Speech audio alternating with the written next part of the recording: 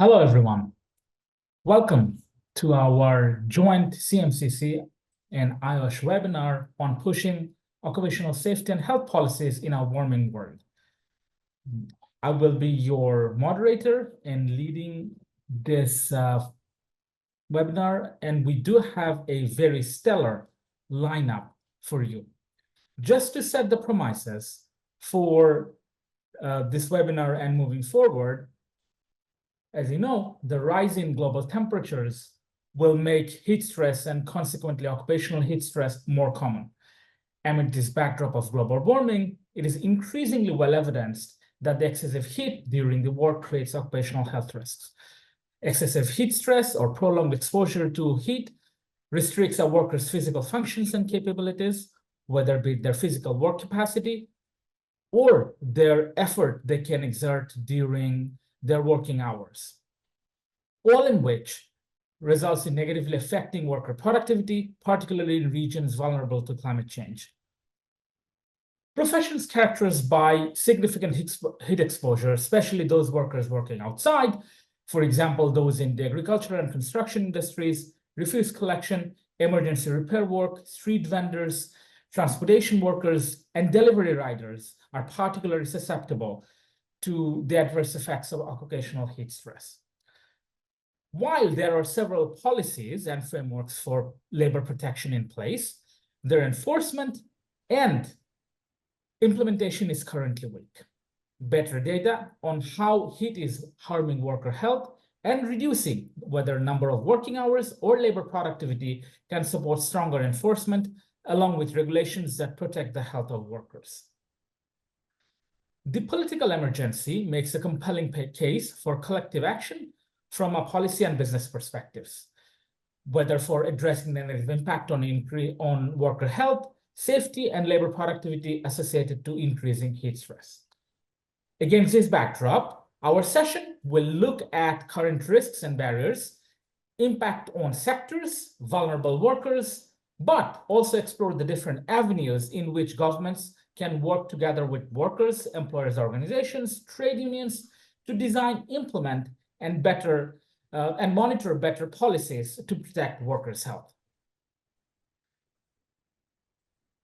As you know, the webinar is being jointly organized by the Euromediterranean Center on Climate Change, CMCC, and the International Occupational Safety and Health Organization. I'll first introduce CMCC and then hand over to my co-lead, Ruth Wilkinson.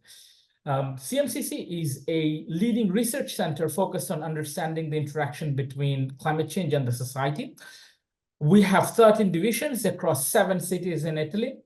Our mission is to investigate and model our climate system and its interactions with society to provide reliable, rigorous, and timely scientific results to stimulate sustainable growth, to protect the environment, and develop science-driven adaptation and mitigation policies in a changing climate. On this note, I'll hand over to Ruth Wilkinson to introduce IOSH. Thank you. Lovely. Thank you, Shiro, for doing those introductions. Obviously, I'm here representing the Institution of Occupational Safety and Health. I'm Ruth Wilkinson, and I'm the Head of Policy and Public Affairs at IOSH. Very briefly then, because I'm sure you'll be aware, but IOSH, we are the largest professional body for occupational safety and health professionals, with over 50,000 members in 130 countries. We are a charity, and we're also an international NGO. And we have a vision for a safe and healthy world of work. And we very much see that this subject matter here today is obviously impacted by what's happening within climate change. And as such, we have a policy position on climate change and occupational safety and health. We recognise that climate-related issues and risks can threaten business operations, supply chains, workers, communities, and wider society. So sound occupational safety and health will be pivotal to achieving socially and environmentally responsible business. And also, if you've seen our latest futures report that we produced with Arup, it's titled Towards a Safe and Healthy Future of Work and is available on our website. It establishes climate as a health and safety issue. And we've also got high-level calls through our latest manifesto, where we call into government to be proactive on laws, regulations, and support for businesses to ensure that climate change and the green transition does not harm workers. So we've very much seen climate in the space of health and safety. And prior to doing that futures report, and even subsequently, we've been communicating and engaging with our members on this subject matter. You'll see various articles, blogs, and we've even done a survey, and we'll continue to do this.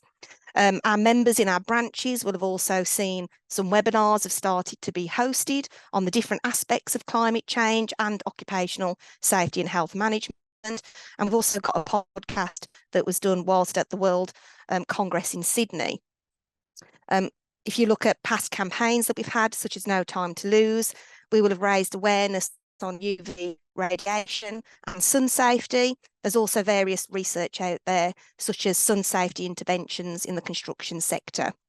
I also, with a colleague, sit on the standard setting body ISO, and there's also conversations that's talking around climate change and occupational safety and health at the moment. So IOSH is very active on this subject matter, and we will continue to do so. So we really do want those engagements with our members, and thanks to everybody for joining. Thank you, Shira. I'll pass back to you. Thank you, Ruth. Very wonderful presentation of what IOSH does. So some housekeeping. We'll have a series of short directed questions and presentations from our panelists. And then we will have a Q&A session open to the audience. As I mentioned in the beginning, we have a stellar lineup for you, and it is my pleasure to introduce all of them. I'll start with Professor Elizabeth Robinson. She's the director of the Grantham Research Institute on Climate Change and the Environment at the London School of Economics and Political Science. Professor Robinson is an environmental economist with over 25 years of experience in research, particularly in lower-income countries, including 6 years living in Tanzania and Ghana. Her research addresses the design of policies and institutions to reduce climate change emissions, protect the environment, and improve the livelihoods of resource-dependent communities. Professor Robinson works on climate change and systemic risk, in tracking the co-benefits of climate change and health, oriented particularly around food security, food systems, and of course, the labor force. Professor Robinson is currently the chair of the advisory group on the economics of climate risk and adaptation for the UK CCRA4 for the Climate Change Committee. Welcome, Professor Robinson. Next, my pleasure to introduce Professor Francesca Bosello, a professor at the Ca' Foscari University of Venice and a senior scientist at the Euromediterranean Center on Climate Change, and someone who I consider both a friend and, of course, my supervisor. Professor Bosello is a professor at the University of Venice and a director of the Economic Analysis of Climate Impacts and Policy Division. He's also the deputy director of the European Institute for Economics and the Environment, which is a joint initiative between CMCC and the Resources for the Future. Professor Bosello's work is in the area of climate change impact assessment and the design of optimal mitigation and adaptation strategies, using mostly CGE and integrated assessment modeling tools. His other research interests are more broadly related to international environmental agreements and economics of environment and sustainability. And finally, as Ruth has already introduced herself, we are delighted to welcome Dr. Halska Grasis from the ILO. She's a technical specialist on occupational safety and health. In this role, she manages and coordinates a number of technical OSH areas, including the portfolio on chemical hazards, prevention of major industrial accidents, and water and sanitation in the world of work. As the ILO OSH team focal point on WASH, Halska coordinates global WASH activities and leads international training efforts, focusing on the integration of WASH issues into existing OSH management systems, which can leverage the strength of international labor standards. And she brings together a multidisciplinary academic and professional background from her work in academia, private OSH institutes, government, and international organizations. Again, welcome to all the panelists. and thank you for joining us today. So now we can jump straight into our presentations, and it's my pleasure to turn to Halska first.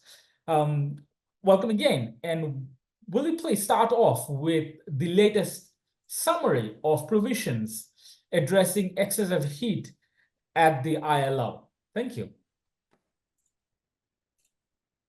Thank you, Shuro. Thank you so much. I'm going to share my screen if you can see it. Maybe you can't. Can you see it? Great. You know, I just wanted to show this one slide. Sorry, Halska, we see a blank, we see your desktop. We don't see your slide. Now we do. There we go. Now? Yeah. Very good. Yes. Very good. Thank you very much, Shuro. So I wanted to share this, this slide with everybody to really highlight the threats that the world of work is facing. When we look at the impacts of workers from not only heat stress, but other climate change impacts, we see the severity of the situation. So just looking at excessive heat, for example, we see that it's a staggering number of workers. We have 2.4 billion workers exposed all around the world. This equates to around 70% of the global workforce. In some regions, this is even a higher percentage, which is truly alarming. And it's very important that we consider these heat stress impacts in the broader picture as well. And that's why I wanted to share this, to show that workers truly do not work in a bubble. We have to ask ourselves, what is the reality of a majority of the world's workers? A majority of the world's workers are not only exposed to excessive heat, they'll be exposed to solar UV radiation, working outside and having exposures to vector-borne diseases, air pollution, using agrochemicals in their work, and also exposure to things like extreme weather events. And so the reality is that workers are exposed to a cocktail of hazards. They're exposed to these sort of threat multipliers that increase their risk for occupational injury and mortality at the workplace. And what we need to remember is that what we're seeing when we look at these numbers, which are already very significant, is that we're looking at the tip of the iceberg. When we're talking about something like heat stress, right now we're looking at the most immediate health impacts. We're looking at heat stroke, heat exhaustion, deaths from heat.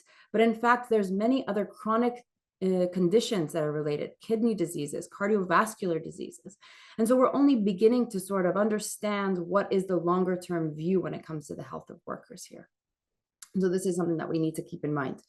But there is good news. The good news is that we have many responses that are available to us. We'll discuss some of them today with all of the panelists.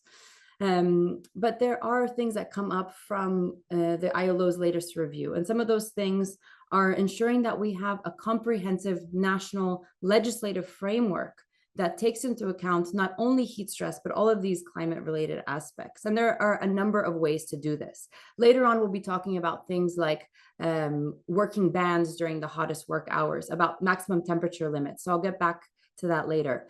But there are other things that we can be using. Things like ensuring that we have legislation that takes into account occupational disease lists, that heat-related conditions are part of our occupational disease list, that are recognized as occupational exposures and not only occupational exposures of public health.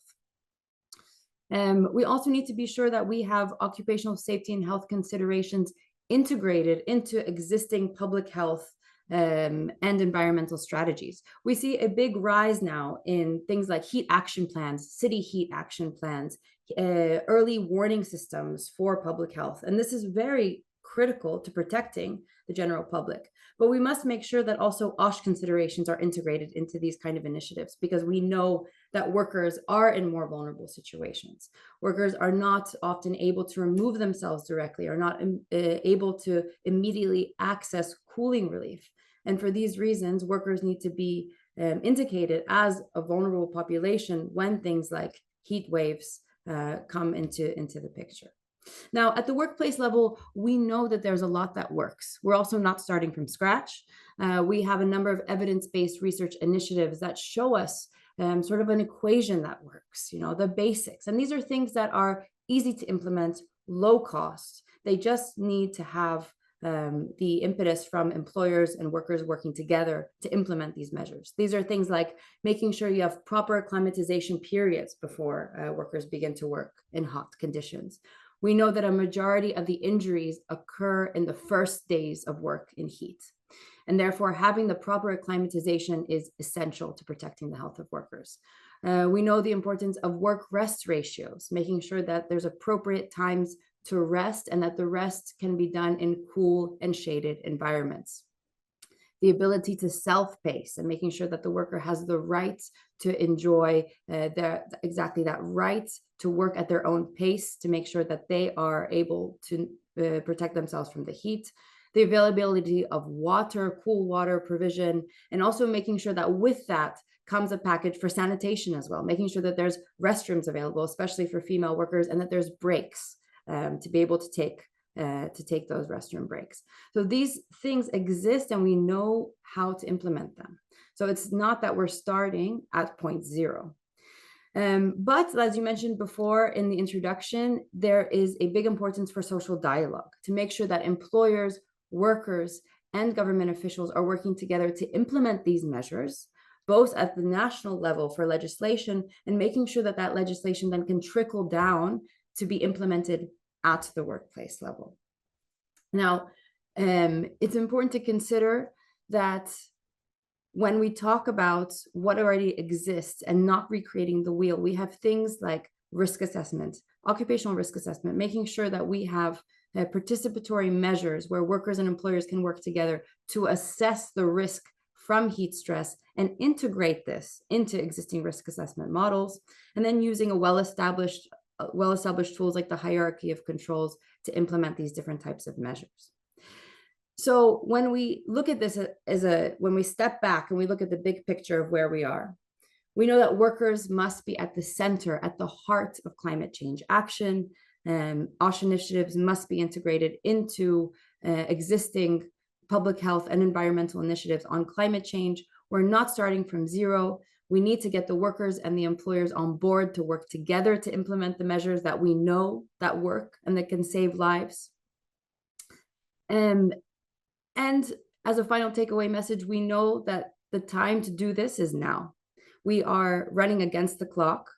As many organizations and many national governments have shown, this is a crisis, an urgent issue, that workers are dying in all regions of the world. And the time to act and to implement these measures is really now. So thank you very much, Shodo, for that introduction. I'm looking forward to hearing from our panelists and adding more on the specifics on some of the measures we can take, like temperature limits. So I'll get back on that point in a bit. Thank you. Thank you, Haska. We'll keep the questions. There are already questions coming in. We'll keep the questions for the Q&A, but there is one clarifying question, which if you kindly want to take, it's on, the question is from Farah Ahmed, who asked, are these global stats or based on specific populations? And if there is a reference for the health impacts already available on the ILO. Sure. So our statistics are looking at all workers around the world. We're talking about workers that are indoor and outdoor. And this is really important to consider that we are talking about workers in all sectors. They are all impacted. We're not only talking about workers in agriculture or construction. We're also talking about the indoor workers in factories that are exposed to elevated temperatures while indoors. So these figures that you're seeing are in fact the global working population. We've included everyone. Again, we know that these might be underestimated, right? It's very difficult in the informal sector, in micro enterprises, to collect all the data that we need. But our data from the ILO is from the global working population. So this is what we're looking at. We have published recently, last month, a report showing these statistics and also the health impacts, looking also at the legislation and case studies that we'd be glad to share with you. And very shortly, we have another report coming out looking specifically at heat stress. So thank you very much for the question. Thank you very much. So that leads very nicely to my question to Professor Elizabeth Robinson. Again, welcome again. So my question is to you, what are some of the latest evidence and key highlights on how heat is harming workers' health, especially with an emphasis on gig economy workers? Thank you, Liz. Thanks, Shura. I think so. I think Hauschka has given quite a good sort of overview of what the impacts of heat are. So I just thought I'd sort of just frame this a little differently, maybe, and just say that why do we sort of separate workers out from just people? Because if there's heat, you know, we could argue that there's lots of people we know at risk. And for example, you know, elderly people tend to be at risk. People with pre-existing health conditions tend to be at risk. And I suppose, so I was just thinking about sort of classic risk framework. If we think about the hazard, the exposure, and the vulnerability. And so the hazard, to some extent, is the same for anyone who's experiencing heat stress, extreme periods of heat. But then the question is the extent to which people are exposed and the extent to which they're vulnerable. And so that's when we start to, and Hauschka's always sort of talked about this already, but that's when we start to think about why particular workers are exposed and why particular workers are vulnerable. And that then brings us to this sort of idea of what rights workers have and what abilities they have and rights they have to actually try to deal with their exposure or their vulnerability. And so I quite often talk about gig economy workers because it's one of the extremes. So I'm sort of looking at myself here in my office, and it's quite warm outside, but that's irrelevant to me because my office is air conditioned and it's temperature controlled. And if it did get a bit warm, well, I could just decide not to work today, or I could go home and work if it's cooler there. You know, I could decide to come in later in the morning and avoid the subway, the underground to come to work. So I have a lot of choices. So one, I'm quite empowered, which reduces my vulnerability. And two, I'm not really exposed. And even getting to work, I don't need to be exposed because I can get to work at a different time when the subway is not so hot. But I was just thinking, if we think of a gig economy worker, and by that, there may be a formal definition, but I'm just going to go with someone who is self-employed and takes on work opportunities if and where they can. So a classic example in the UK might be someone who uses the bicycle to deliver groceries, a sort of Deliveroo thing. And if we think about a low-income country or middle-income country, we think there's plenty of people who have tasks such as, you know, delivering packages from one place to another, delivering tiffin boxes for people having their lunch in India, say. And so you just imagine you sort of wake up in the morning as a gig economy worker and there's a heat wave. And you really ask yourself, do I protect my heat or do I protect my income? So if I don't work, I don't have money, I can't feed my family. And if I do work, I'm putting my health at risk just because I know I'm going to be out there in the sun. And there might be a little bit of pressure to keep working quickly so I can get more jobs, so I can get more money. And I know I'm putting my body under more pressure. So when we think about sort of, you know, how workers are harmed and why, it's really about what flexibility and rights they have.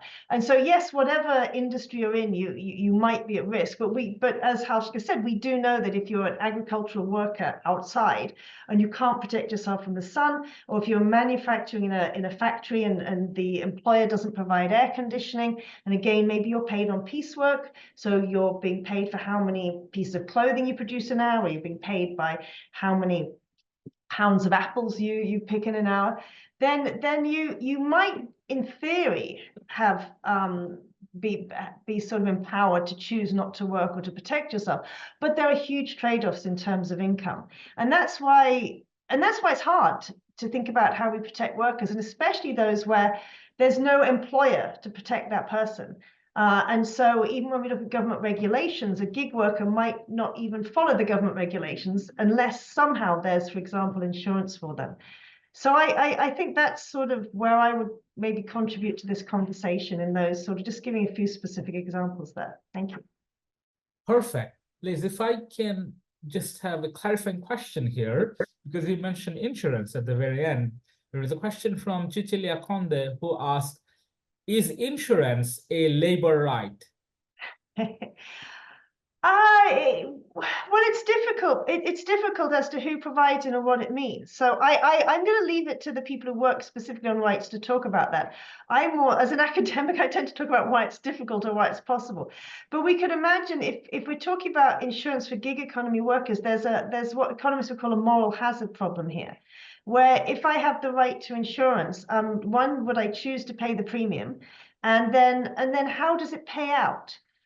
Because, you know, who knows if by definition a 0 hours contract and a gig economy worker, we sort of, I could say that I'm a gig economy worker, so the weekend I might get on my bicycle and start delivering for the supermarket. But how can I prove I was going to deliver for that supermarket if the weather hadn't been so bad? So that's the moral hazard. And that's the problem as to who gets the payout and who chooses to pay the premium and who can afford to pay the premium. So I'm dodging around the question a little bit, and I might leave it to someone else to answer about whether it's a right or not. But even if we said it was a right, it's really complicated. And, you know, one could get to the point at which, you know, we consider universal a universal sort of income, because these are such tricky problems to deal with as climate change becomes more extreme, and we have all these other reasons why it might be hard for people to be rewarded for their effort. Yeah. Thank you, Liz, and apologies for putting you on the spot, but you know that was a critical question that I wanted to answer. The questions are the best part, aren't they? Yeah, yeah. Thank you very much. That was a very detailed answer, and I really liked how the Huska's overview and your specifics were very much aligned together. We already have several questions coming up, but as I said, we'll keep them for the end. Now I'll turn to Professor Francesco Bazzello. Francesco, so obviously, with the impacts of heat stress on workers' health and the resulting impacts on labor supply and labor productivity, they have obvious economic impacts on the labor force through the labor impacts. What are some of the fiscal implications that we already know or we should be aware of? Thank you. Thank you first of all, for inviting me to participate to this very interesting webinar, and good morning, everyone. I would like to share with you a couple of slides just to help my discussion. Hope you can see them. Yes. Okay, perfect. So basically, when we talk about macroeconomic and fiscal implication of impacts on the labor force, we have to understand that everything starts from the micro level. So what is going to happen basically to workers? They could be working less or more because there is heat stress or other hazard. They could be able to produce more or less while working. They may shift across works or across tasks within the same work. They can buy different goods and services, and these are micro behavior that could have an impact on the ability of countries to produce, so to produce GDP. And of course, this has a lot of cascading effects on the taxes you can raise, the revenues from the taxes, the sector recomposition of your economy, the competitiveness. All these things are starting from the impacts on labor. So we need somehow some tools that enable us to say something about these consequences. And in this picture, we should not forget about adaptation. Adaptation is very important. Adaptation takes place at the firm level, at the work level. So households are adapting, workers are adapting, firms are adapting, and the public sector can facilitate or also sometimes prevent this adaptation in case of maladaptation. So now to answer the question, it is very complex because we need to know how everything is connected. I just want to show one of the early studies that does not address directly the fiscal implication, but the GDP impact of climate change effects on the labor force. This is quite an old study, 2010. It's done with a macroeconomic model. The red arrows just denotes, let's say, more developed economies. And the pale blue histograms detect the impact on GDP from adverse climate change, adverse effect on labor productivity. This was one of the first studies, and something that can strike you is that GDP impacts are very huge. So more than 2, 3, sometimes 6% of GDP. This is 2100, of course.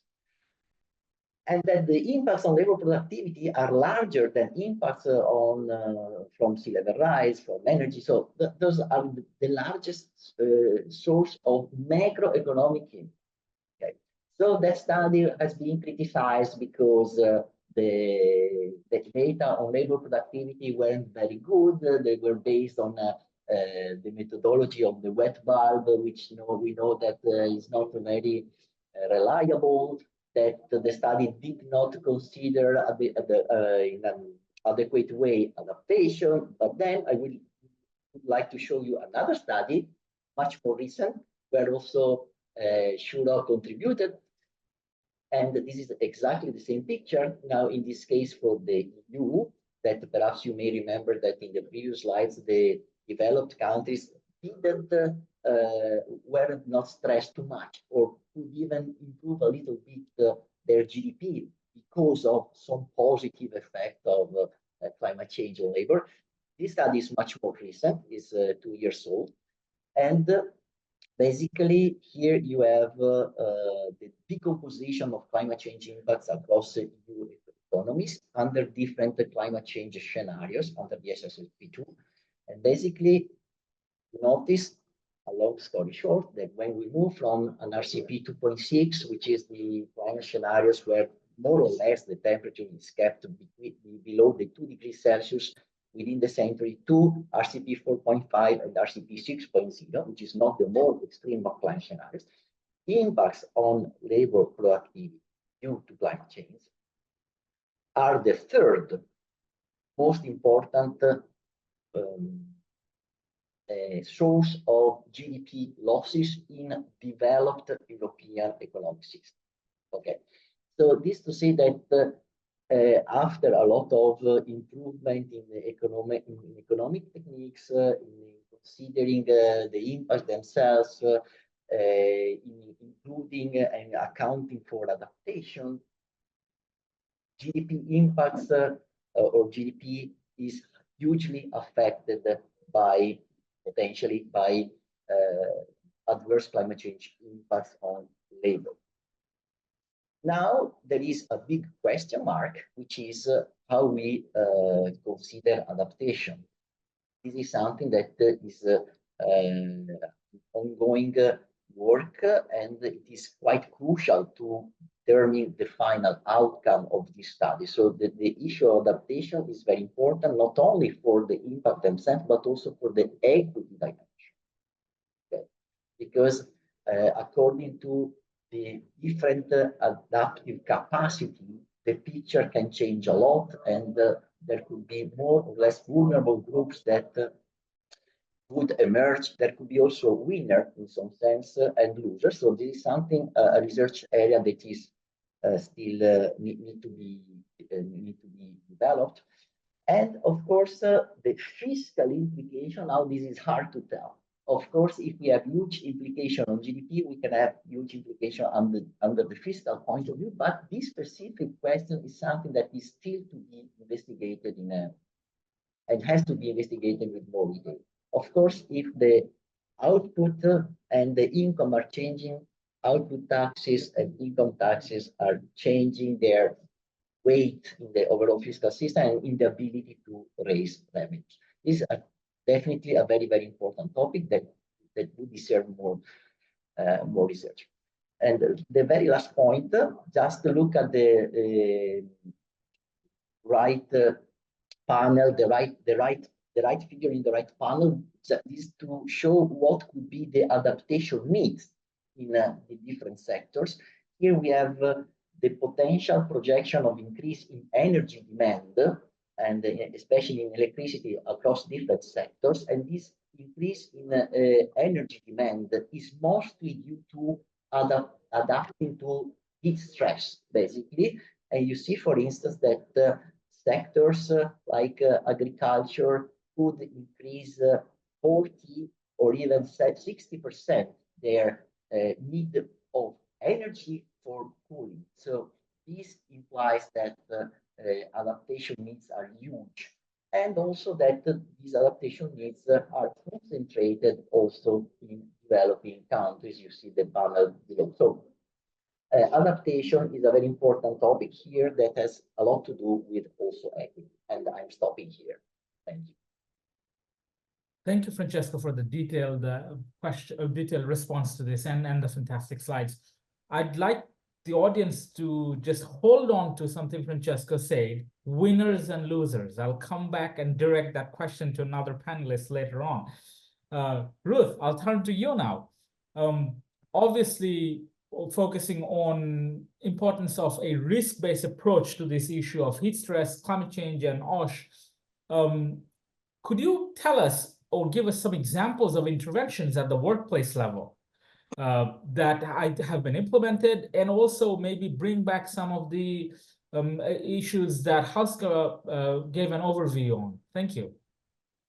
Yeah, thank you, Shiro. And I was just thinking, actually, we've had a really nice scene set to the hazards, the risks, and sort of some of those controls that can be put in place. And I was also sort of thinking about one of the questions a moment ago about, is insurance a right? Well, when you sort of think about the fundamental principles and rights at work, we obviously know a safe and healthy working environment is a fundamental principle and right at work.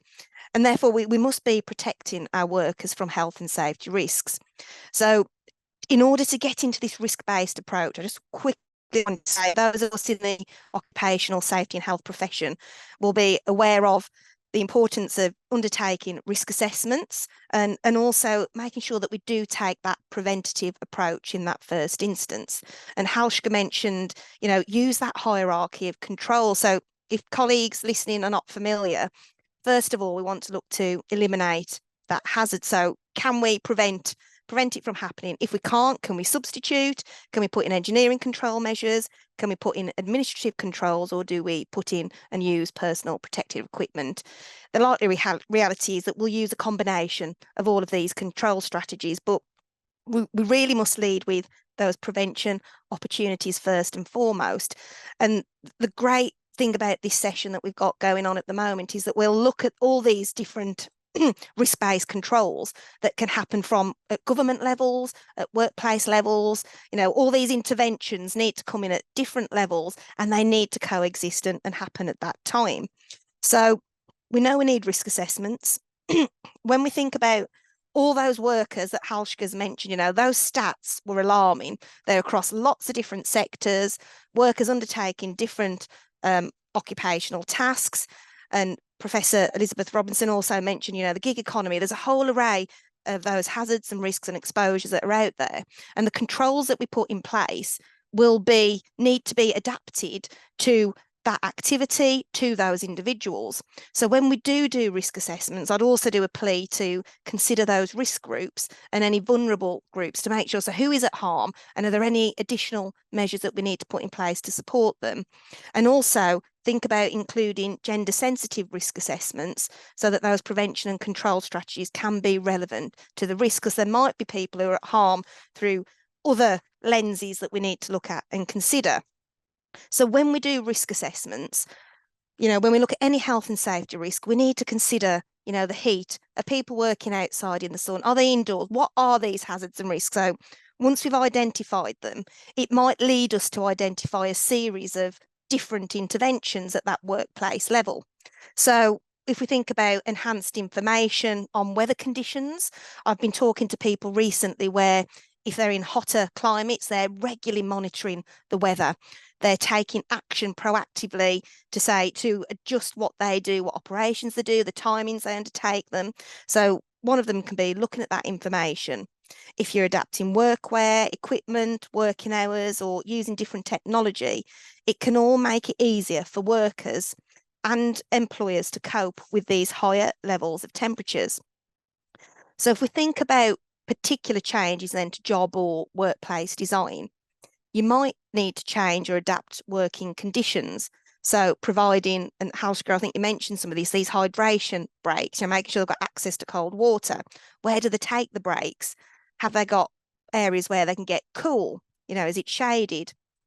do you need to change working hours? Again, I've been speaking to people recently where they'll go, we'll work at these certain times rather than through the middle of the day where it's at its hottest.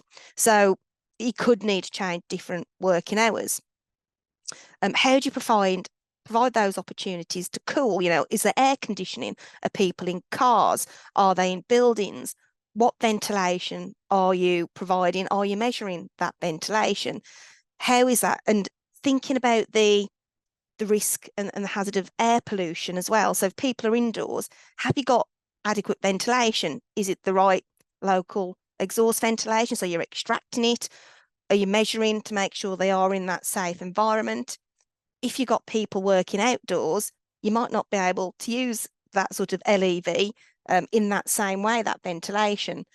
So other occupational exposure limits, are you making sure that they aren't put at any, you know, that you're complying with those limits? Are you measuring those? Have you got job rotation in place? Is there medical surveillance? Have you issued the right personal protective equipment? So it seems easy when I'm reading off all of these things that we can do, but each one of these will require that risk assessment to identify that that is the most appropriate control strategy to have in place. But also, when we say PPE, it's not just a case of selecting any PPE, it's got to be the right one. Is it, you know, are you, by adding that PPE, is it making that individual, you know, can they still do their task? Is it making them more warm in that environment? So, you know, think about what we're providing. Is it protecting against the identified hazard and risk, and make sure it isn't creating a new one? So when we're thinking through all these practical examples, think about where people are working, identify the hazards, identify the risk and who is at risk. And it'll be, as I say, you might need to change those working conditions. You might be using different bits of plant or machinery or equipment that might be generating heat. So can you isolate your workers from needing to work next to these hot pieces of equipment? And in my early days in health and safety, I was working in a manufacturing environment where they were putting together vehicles. So I would be in the paint in the workshop. So between the hot ovens where the paint would get primed onto the vehicles. So again, they're really hot indoor environments. And again, you'll have other different workplace settings. So how can you support individuals to work in these workplaces? So can you separate or isolate workers from those hot pieces of equipment? If they're in vehicles, as I mentioned, can you provide air conditioning or different cabins? People in offices as well, desks, drink, ability to have drink, and there'll be just lots of different opportunities. You'll need to be quite creative and have a look at the different opportunities that are available. But I can't stress enough the importance of awareness and education for all, so that when we do need to make sure that workers are aware of the hazards and the risks and how to protect themselves. So as part of these collective workplace interventions, there must be information, instruction, training and education across the plethora of hazards and risks that are exposed to. So if you've got prevention programs on how to prevent heat stroke and you're putting in adaptation, let's make sure that we inform workers, they're aware of what could cause harm and what they need to put in place. If you're providing personal protective equipment, let's educate those workers on the climate change risks and anything else they can do that can help protect themselves. So there will be, at a workplace organisational level, there'll need to be policies, strategies, risk assessments that are in place. And then obviously they need to be implemented to the workers. And we need to make sure that those controls that are put in place are also working as intended. So there'll be that normal review cycle and that monitoring. And I suppose another plea from me is to speak to workers as well. They'll be more aware of the harm that can be caused. And I've said this as well through my career, that those individuals who are working in these environments will be able to inform you, to tell you where there could be that harm and those risks. So let's factor those into the risk assessments. Let's have that consultation with workers. Let's have that dialogue, and let's make sure that they're sort of brought in to those solutions and we're supporting them to to adapt and utilise those solutions.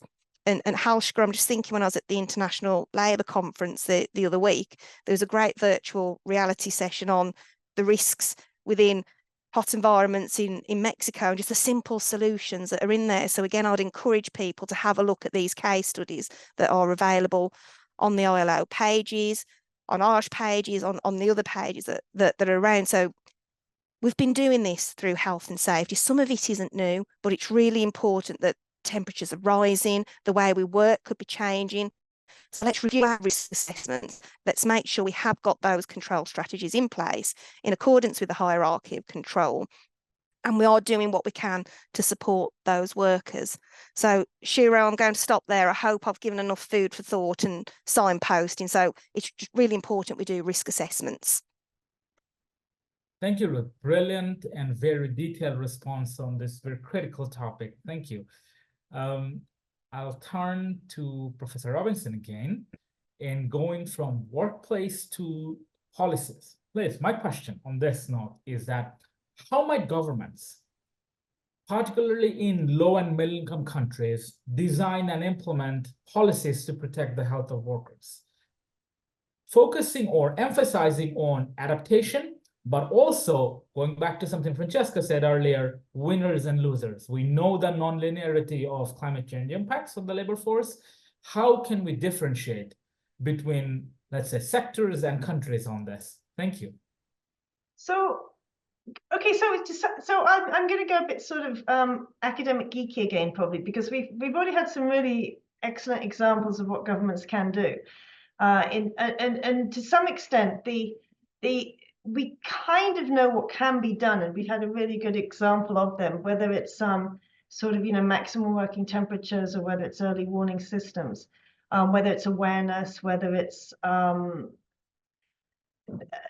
sort of putting in place these regulations more broadly. So I'm going to go sort of a bit of an econ person now and say, and without sounding heartless, saying for governments, you quite often want to actually know what the trade-offs are, or the win-win opportunities are when you put in a regulation. So at the moment, we probably don't have enough information to know, for example, if workers are being harmed, whether it's in an employer's interest to protect those workers, or to just accept they'll be harmed and productivity goes down, because to protect the workers could impose a cost. But it's quite possible at the moment that because we don't really know the long-term, especially impacts on workers, let alone all the details of the short term, that at the moment it could be that firms are worse off by not protecting their workers, because labor productivity and labor supply is going down. And so it's quite possible that in designing these protections, that actually it can be win-win for everyone, or there could be trade-offs. And so, for example, it may be that if you provide a maximum working temperature, you say to firms, your workers you cannot ask your workers to work during these particularly hot times of the day, or you've got to provide them with a rest space, you've got to provide them with shade, you've got to provide them with water. All that costs money. That could actually increase profitability of firms. It could reduce profitability of firms. We're not quite sure yet. And so there could be trade-offs we need to think about.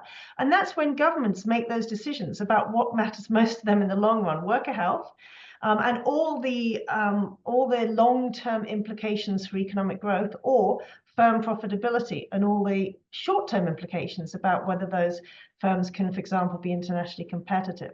So I suppose that's sort of one way of looking at why these are issues. And for example, even if we look at a maximum temperature, we could sort of be pretty confident that the lower the maximum temperature you impose, the better protected workers are. But we've got to choose, is the temperature 24 degrees, 25 degrees, 26 degrees? Because there'll be trade-offs there as to the productivity versus health versus profitability. And then I suppose I'm just thinking with workers that when we talk about the most vulnerable, to what extent which workers are protected by regulations. And so if we look at countries where we've got quite a lot of informal economy, it may be that whatever the regulations governments bring in, just the same with any regulations or any tax structures, people in the informal economy generally are protected here.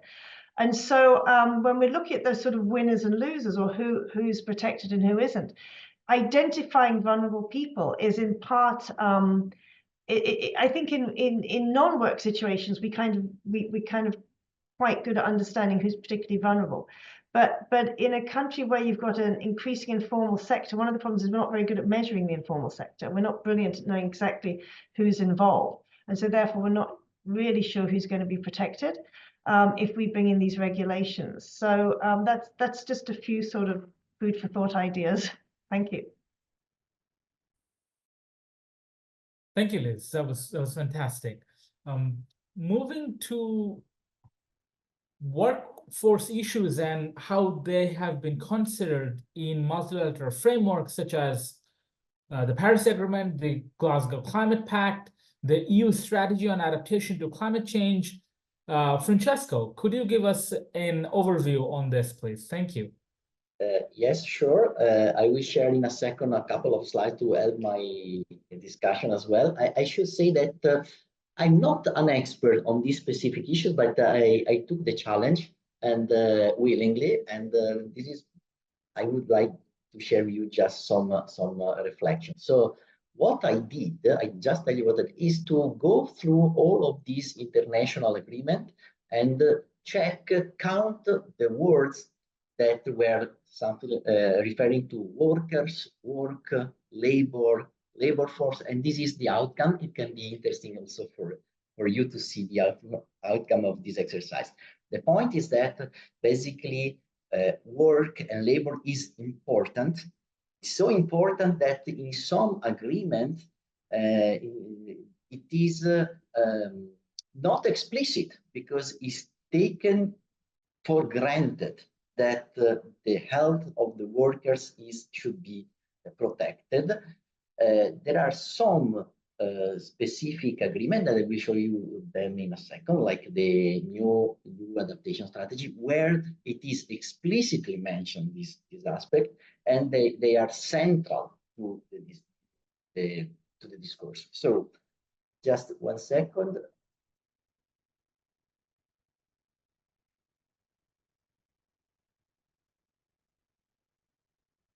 Okay, so here I just have taken the Paris Agreement and the Sendai framework as examples where the issue of labor is somehow implicit. Because if you look at the Paris Agreement, the word work appears just twice, and workforce just one. But I mean, the leading principle that then pave the way to all the remaining of the agreement is the statement that it has to take into account the imperative of a just transition of the workforce and the creation of decent work and quality job in accordance with blah, blah, blah. Decent means also secure. This is on the job security is at the heart of what a decent work is. But this is the only reference to work, labor, workforce, labor force in the Paris Agreement. In the Sendai framework for disaster risk reduction, let's say, we have more reference to work and workers. You have the word work appears 18 times, but it is mostly referred to the ability of workers to be prepared to act against the extreme or hazardous event. Okay, because the Sendai framework talk about the need to improve the resilience of communities. And within the concept of communities, there is also the concept of workers within the community. But the work is referred to the ability of first intervention to be workers to be effective. So I think this is quite interesting. The EU adaptation strategy is something different, and this refers to, I mean, echoes what we say that the dimension of adaptation is central to deal with climate change impacts on the labor force. So it is really an adaptation issue and improvement of adaptive capacity. And this is very central to the EU adaptation strategy. And I'm not reading all the statement here, but this is a very explicit. And in particular, I'm just quoting this red sentence, that is important to improve our understanding of the effect of climate change on workers, working conditions, health and safety, assessing the related distributional effect and involving social partners. So we need to study this. We need to learn more, and more importantly, we need to continue to ensure the enforcement of existing employment and social legislation, and where relevant, consider proposing new initiatives that increase workers' protection from climate change. So this is very central to the EU adaptation strategy. And my final pick was the 2030 Agenda for Sustainable Development. And there we have specific goals which are related to decent work economic growth, is goal number 8, good health and well-being, which is goal number 3, and climate action, which is goal number 13. And in all these, which are strictly interconnected, the dimension of work, workforce, and the decent work is central, because decent work is at the heart of the goal number 8. The health, goal number 3, relates to everyone, and in particular workers, and the climate action also encompasses all the 3. And if you want to see how they are connected, there is this interesting study that put all the goals together. And I just want to highlight that, for instance, so here you have the circle highlight the interaction across the goals.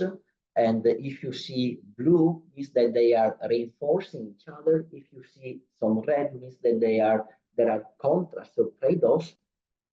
And you see, for instance, interestingly, that if you focus on the, let's say, decent work and economic growth, yes, it is good for health, but not necessarily. You see some red here. So if you don't control economic growth, then you may have some adverse effect on health. And again, if you don't control somehow your model of development and of growing, then you can have a lot of red under the climate action. So this can be against climate or improving, which is a bad thing, climate change. On the other hand, you see that health, improving health is good for everything. So this just to some reflection on the interconnection across this goal. So a long story short, again, we have some agreements like the Paris Agreement, where work, the role of work is somehow implicit and hidden, but we have a very important and explicit role of work and decent job, protected workers in the European adaptation strategy, for instance, and this interaction within the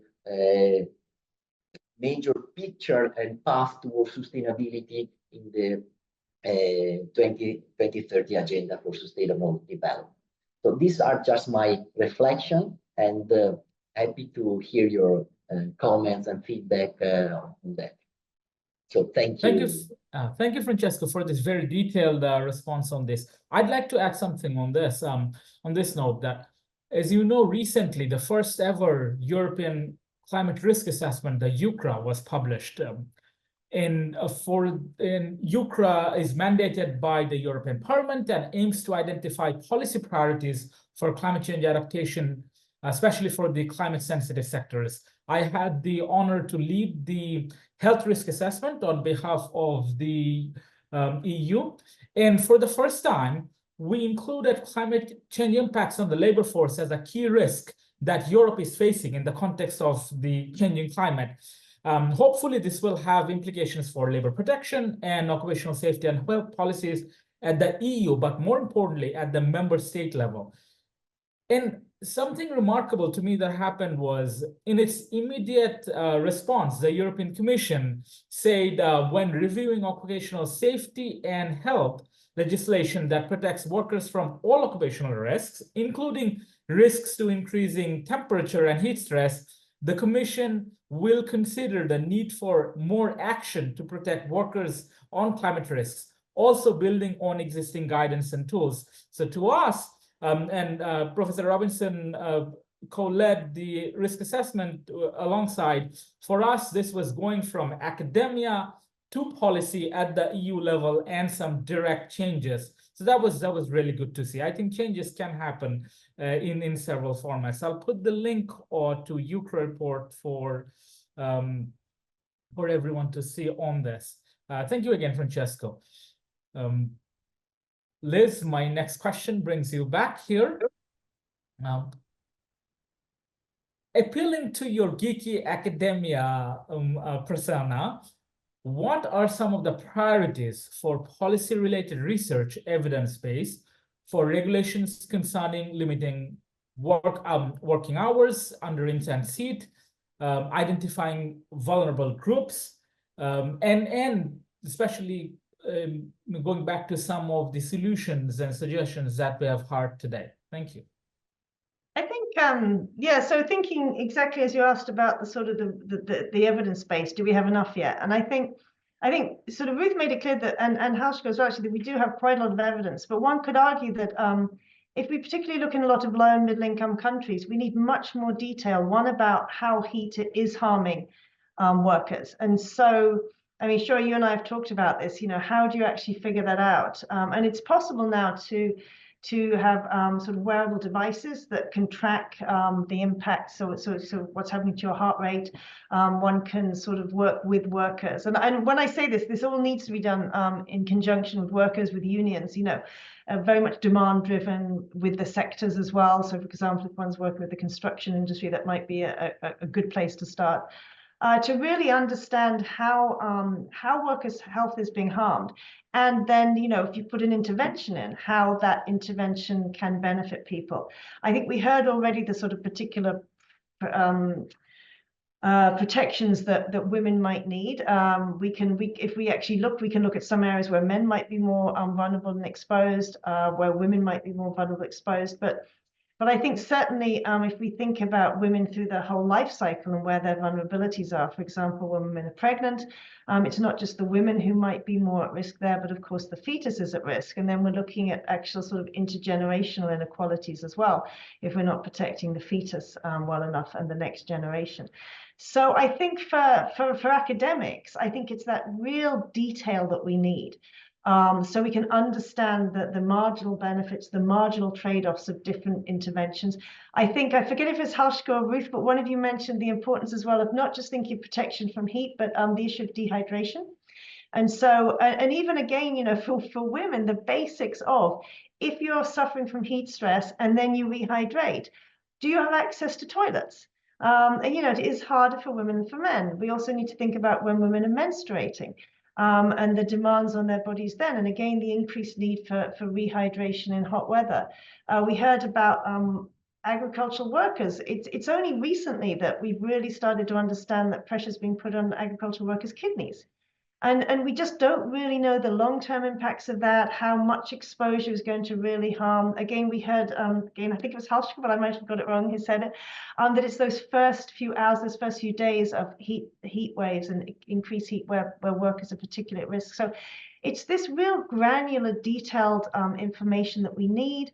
And then it's also thinking about very place-based interventions. So what is the culturally place-based relevant interventions? I think that's where it's almost having a suite of opportunities and then working with workers and employers to see what actually works best for those groups of people, the union representation. So I think the short answer is much more granular data, much more detailed data that's country-specific, location-specific, where we reach the hard-to-reach workers. Academics, quite often we go to where it's easy to collect data. We have limited budgets, but it's really thinking about who are the hard-to-reach workers and workers across their whole life course, thinking about what those particularly vulnerable points are at different parts of people's working life. Liz, thank you so much. That was not just detailed, but it brought together some of the more sensitive issues that I think we need to consider when we're talking about protecting workers' health, and health comes in many, many forms, as you mentioned. So I really thank you for that. Ruth, I'll turn to you next. We've discussed now government policies, role of employers, and so on. Could you please emphasize and provide us a and from your experience, of course, the role of occupational safety and health professionals in protecting workers' health from increasing heat stress? Thanks. Yeah, lovely. And I really liked the slide a moment ago from Francesco about those interconnections and demonstrating the importance of decent work across sustainable development goals. And it does come back to me answering this, Shiro, I promise. But we've also done a bit of mapping across those SDGs around the contribution of occupational safety and health, either direct or indirectly, through making sure you've got people who are safe, healthy and well, how it supports to those SDGs. And a colleague will pop that link in the chat in a moment.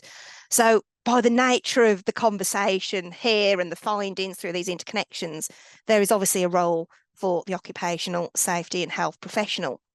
We also see that through the dialogue, we see that workplaces, they'll need to become more resilient, both to those sudden impacts and shocks, such as extreme weather events, and also those gradual changes that will happen over time, with it getting hotter weather, drier weather, greater exposure to air pollution or those infectious diseases, which means that we see that occupational safety and health professionals will be increasingly called on to help at the public policy makers level, as well as at organisational level, to tackle these complex work-related health challenges from climate change and also from environmental degradation, air pollution and extreme weather.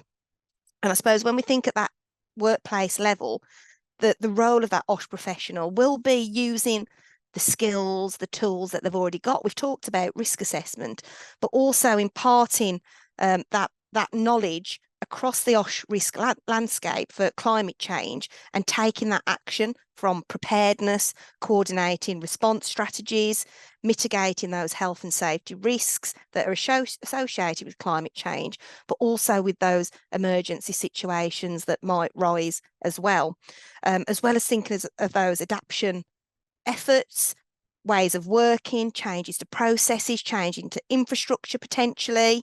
We can really see that the role of the OSH professional will be instrumental in a lot of this. And at IOSH, we also call for capacity building with regards to occupational safety and health. And in order to drive this preventative approach that we want, and we're talking about from these heat-related events, we need to make sure that we are building this occupational safety and health capacity. We've also got occupational health programs, and we've got occupational health surveillance, as well as just thinking of what Liz just mentioned. We have got the right research. We can tailor this in those right areas where we need to support the right approaches as well. So Shiro, in the interest of time, there's lots for the OSH professional that they can and should be doing, and we can see this continuing through our profession at this stage. Thank you. Thank you, Ruth. That was fantastic. Haska, turning to you for the last question before we go into Q&A. We'll have quite a bit of time for Q&A, so keep those questions coming in. So to finish the presentations, Haska, could you give us an overview of legislation regarding, let's say, maximum work temperature? There's also a question on this maximum temperature thresholds, and also some of the latest legislative developments on heat stress standards worldwide. Thank you. Thank you, Shoro. It's certainly an interesting question. It's a very important one as a practical measure.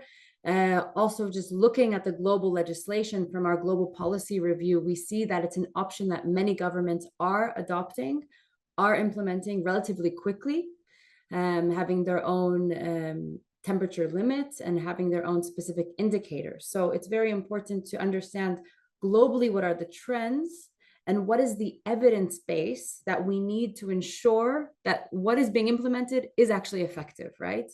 And so there's many different things to consider. When we're talking about things like occupational exposure limits for temperatures, there's one avenue that some governments have taken, and that is instituting work bans during the hottest part of the day, during the hottest part of the year. So summertime, daytime working hour bans. So we've seen that especially in many of the GCC countries.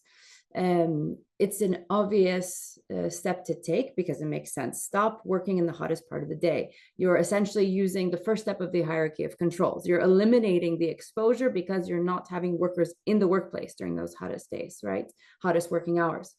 But it's also important to take a risk-based approach. We need to be sure that's okay. If work is now transitioning to nighttime hours, evening hours, early morning hours, what are the new risks that might be implicated here? Is it things like potentially increased accidents or injuries because of nighttime work?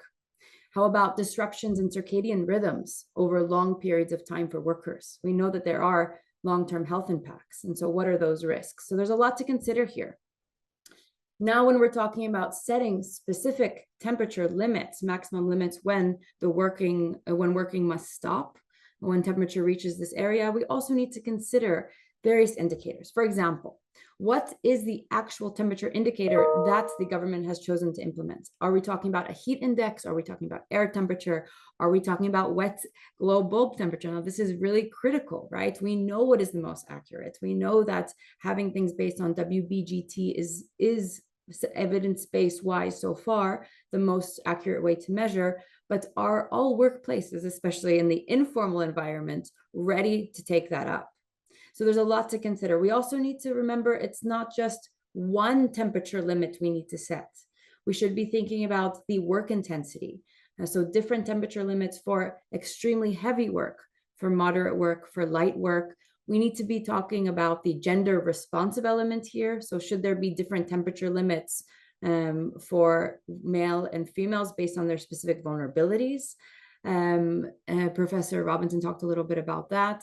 We also need to be looking at the interpersonal variability of different workers. Are there chronic health conditions? Is age a factor? How can temperature limits be standardized, but also be specifically relevant to the individual risk of the worker? And this is where we have a big challenge, where governments have a challenge, where employers also have a challenge. And this is where we're really counting on academics to be able to provide us with that research and that evidence base that we need to set these limits. Governments are looking for it. You know, we're looking for the best solution, and the ILO as well, being the global point of bringing together employers, workers, and governments. We're very much interested in this data to be able to drive evidence-based policy. Now, one thing is setting that temperature. The other thing is monitoring the workplace and making sure that it's actually being implemented correctly, that work is stopping, or that there's appropriate rest breaks when we get to these temperatures. Very critical when we're talking about indoor versus outdoor workers. What are the differences we need to implement, and how can we monitor also those temperatures accurately outside and inside? So you asked me the question about the maximum temperature limits, but this is where it's nuanced. It's not just about the maximum temperature limit. It's also about making sure that you have other measures in place to supplement a maximum temperature limit. Things like making sure there's regular medical surveillance of workers, making sure that there's also training and awareness for workers. We know from the research that the first symptoms of heat stress are not always well interpreted by the worker, by individuals. We don't know at one point we're really over the edge of that danger limits of having then a cascade of the health-related conditions after having heat stress. So making sure that we complement maximum temperature limits with things like medical surveillance and training and awareness for workers is absolutely critical. I could speak for much more time about this because I think it's just so important. But I think we can turn it over back to the questions to be able to profit from the time we still have. Thank you so much. Thank you very much. So now I'll turn to questions, and I have a related question from Jake Lamando here. He asks, can I ask in what temperature can workers can work? Is there a standard? And he asks specifically in the context of Philippines. So yeah, maybe we have a range that we can tell the audience. Oscar, that's for you. Yeah, thank you so much. Well, again, I think that it's not a moment to be too prescriptive right now and to give the specific, especially as Philippines may have it in their legislation. It may be in our report or in our forthcoming report on heat stress that provides that information.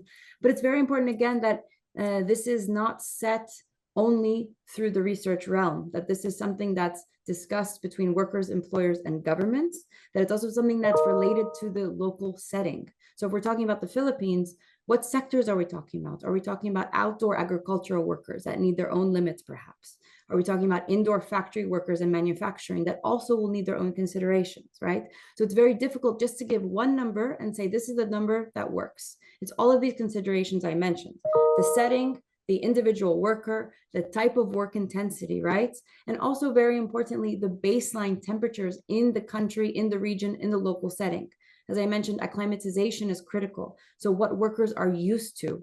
So there will be different needs for different types of temperature limits based on the average temperature in the area that we're talking about, right? So that is also why, if when you see a list, and you'll see it soon in our ILO report, you see the list of the temperature limits regionally and based on nations, and they're very different. And that is because the local setting needs to take into consideration those specificities, right? And so it's a complex question. It's a complex question that really requires a focused and a really, I would say, national and local approach. Thank you, Hosper. It was very detailed and very informative. So I'll read some of the questions and I'll do my best to direct the question to the relevant panelists here.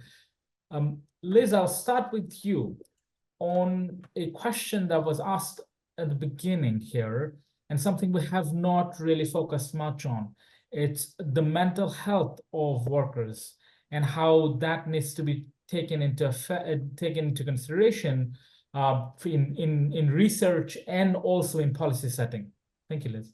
Yeah, the short answer is yes. I'm going to leave it to other members of the panel to say how I think. But all I would say is that a large group of us doing some work called Lancet Countdown on Climate Change and Health, and we've been trying to track the implications of health for heat for mental health, and we've actually struggled to find a good measure.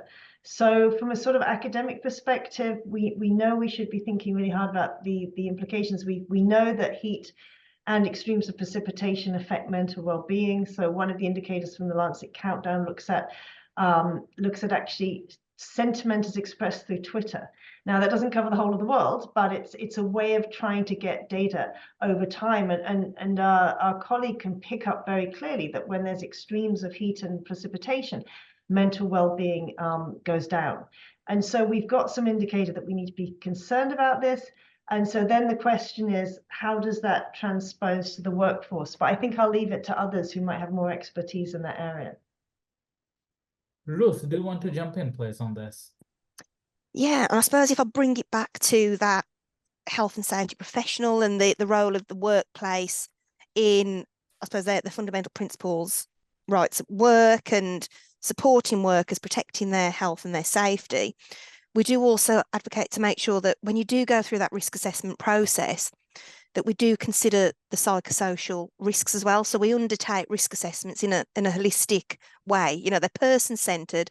We look at how those individuals can be impacted. So when we're looking at what can impact safety, what can impact their health, when we look at health, and I mean, Elizabeth's just given us loads of examples there. We need to make sure we factor this in that risk assessment, where there can also be impacts on the mental health, which should influence, again, the control measures that we take. And HALSHGO is really great in representing and considering all those different confounding factors that we need to take into account in order to consider, you know, the temperatures. And but this really is that process to go through what can cause harm and what can we do to prevent that harm from happening or reduce it. So we do need to consider mental health as part of that process as well. So from our health and safety world, it's those psychosocial risk factors, and there's standards out there that can support individuals in this process as well. Thank you, Ruth.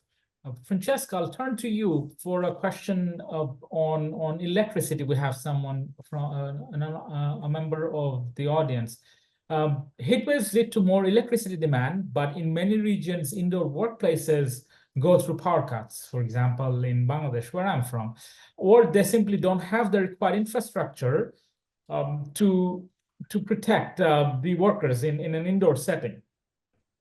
Yes. So what can these countries do? What mechanisms they can implement for this reason? Thank you, Francesco. Okay, so this is a very important question because it relates directly to the difference in adaptive capacity. That doesn't mean that we don't know how to adapt, but there is different institutional and also financial resources to adapt properly. And another thing that I would like to add before answering the question is that we have in mind today labor markets as they are now, but they are going to change very quickly. And we notice that increasingly it is easier to substitute workers than to substitute capital. So it is easier to fire a worker than substitute a very high technology machine. So this is something that we have to keep in mind. And here this refers to legislation, refers to institutional awareness, and also social and cultural, I would say, awareness. Okay, so what these countries can do without a serious effort in international cooperation, all these disparities are only going to increase. So we shall see without international cooperation, the equity issue becoming more and more severe. But at the same time, there is also a given amount of inequality that can be socially tolerable, acceptable. So I would say that it's very important that, I mean, the only way out I see here is really international cooperation. That could be not necessarily north-south, but can be also south-south. This is very important. And there are examples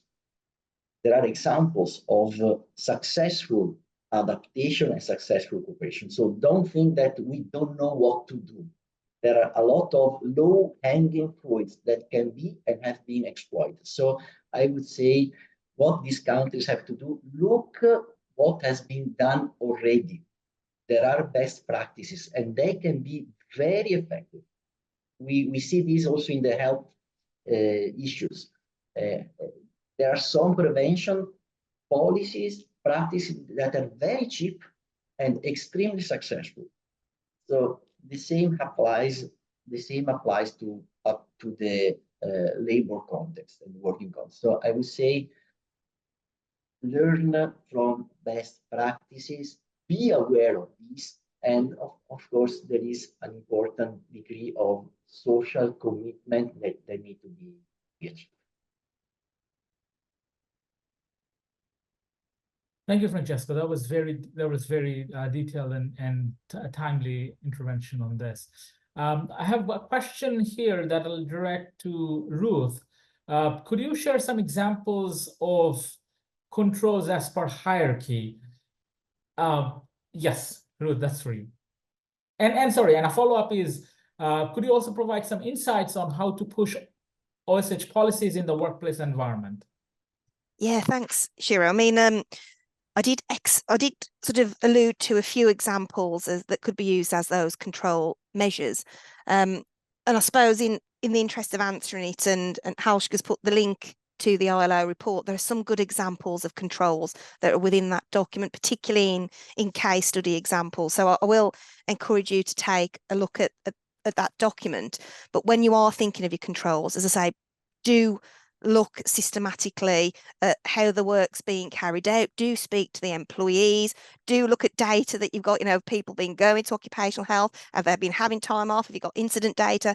So in addition, use the information that's available and have a look that's there. But it could be changing workplace adaptations, you know, cooling, drinking water, break time, start time, finish time. So there's a whole host of things that can be put in place there.